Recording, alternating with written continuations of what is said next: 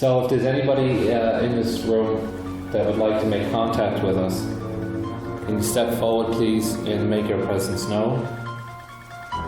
Can you make a noise? Can you tell us your name? Is there a reason why you're still here? If there's someone here, can you tell us how old you are?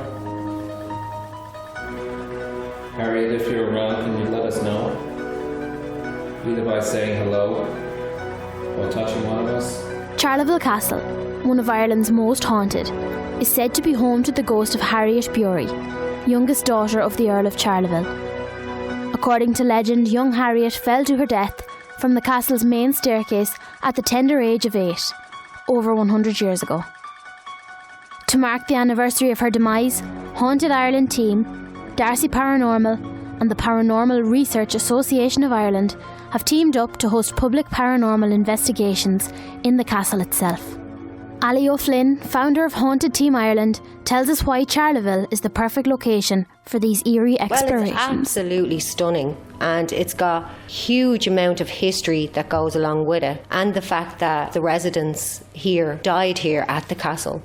And I think mainly they come back in visitation. I think they've already passed over, and they come back because they loved this place. They put a lot of themselves into this place as well to build it, and it's steeped in history. Do you have any fear coming here? Oh, at the beginning I did, because I heard all the stories, but being here, being around the castle, volunteering at the castle first, I've kind of gotten to know them, and they're a friendly bunch. Do you guys feel that you've kind of built a bond with the spirits? Well, I do, from being here over the years and having recordings, and I could hear their voices, like little Harriet or Nanny or John, her brother. There's so many of the spirits here. We've actually heard the butler as well, which is very unusual, and we've heard the clanging of dishes, believe it or not, like as if people are still working here. They're having their day to day. It's like as if they're in an alternative universe or an alternative dimension to us, but they're still here working. Is Harriet kind of seen as the main focal point? She has always been the main focal point, because her story of her tragic fall to her death down the big main staircase is something that I think touches everybody's heart. So on this Harriet's anniversary, were you expecting big things? I never expect big things. I come with an open mind, and I hope that other people come with an open mind, and I mean, that's how skeptics work as well. I think they want this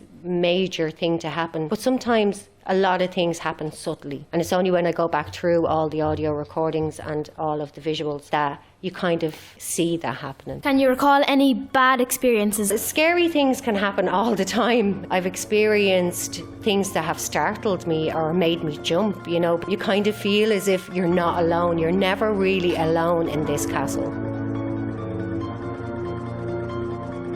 Lorraine Johnson can definitely vouch for that one after a scary encounter in the nursery.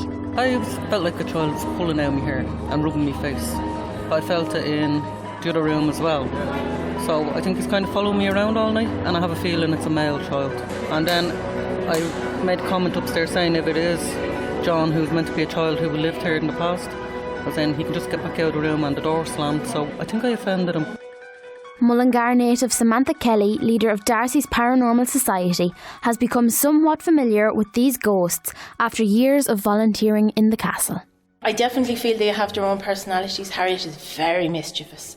Harriet loves to, open the doors, skip down the stairs, particularly freak people out with the singing, the la la la la, she's fun. Another trick that she likes to do is take sweets out of people's pockets. John then, on the other hand, can be very gentle. He likes to kind of play with your face, play with your hair. So his personality is very gentle, and I find John always finds the mum figure in the room.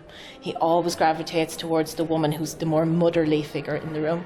And then Nanny is very strict. Nanny is very, no nonsense. We have a very good EVP of her saying she's putting John to bed.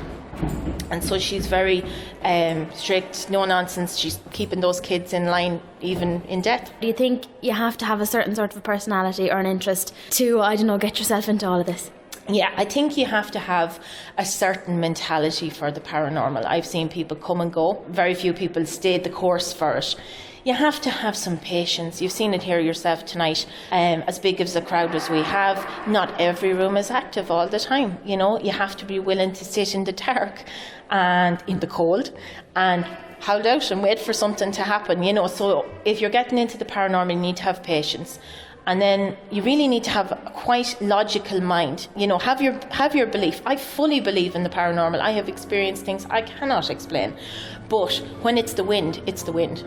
When it's a car outside, it's a car outside, you know. So you have to be practical. Not everything is paranormal. You know, hold your ground. Dave Wenger of the Paranormal Research Association of Ireland has come face to face with many strange encounters, but explains just how to handle these haunted happenings. We can do a couple of things. Because we don't employ mediums or psychics in our group, it doesn't mean we don't know any. So if the client requests, say, a house cleansing, and we know somebody that would do that, we can always put them in contact with that person. And I've actually done that on a residential case in the past 6 months, where we actually brought in a medium to talk to the client and to give her some suggestions on what she could do to alleviate her symptoms. So we've also contacted local priests if the homeowner wanted the house blessed or if they want it cleared. Then we do have the contacts to help them. Charleville Castle plays host to yet another public paranormal investigation this Saturday, April 9th. Check out the Haunted Ireland Team Facebook page for more details, if you're brave enough.